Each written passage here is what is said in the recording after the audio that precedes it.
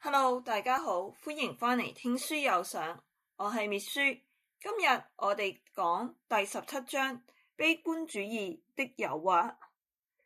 呢一章想講一個好有趣嘅現象，人類天生就比較容易相信壞消息，而唔係好消息。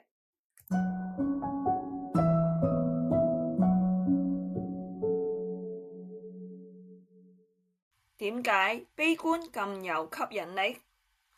壞消息聽落往往更加真實，例如有人話樓市會跌，大家即刻緊張，覺得可信。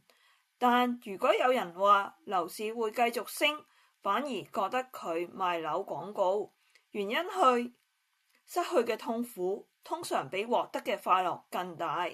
心理學有一個名叫做損失厭惡，話就輸1000蚊，個人感受比賺1000蚊更深。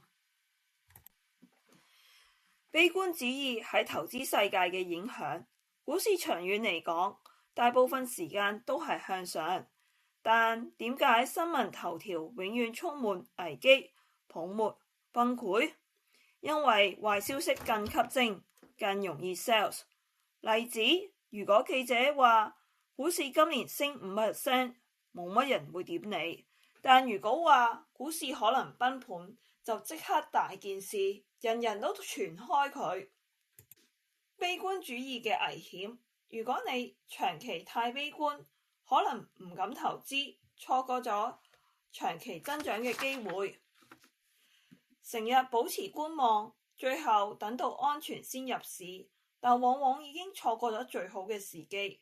作者提醒我哋，樂觀唔係天真，而係理解到雖然短期有風險，但長遠人類係會創造價值。咁點樣去平衡啊？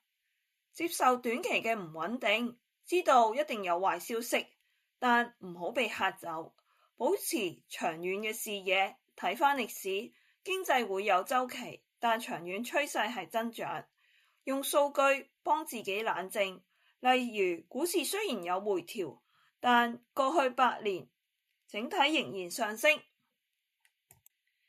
滅書小總結，第17章嘅重點係悲觀主義聽落就更加聰明，更吸引，但如果你長期俾佢控制，就會錯過財富增長嘅機會啦。所以學識分辨新聞背後嘅情緒同事實，保持冷靜，睇長線。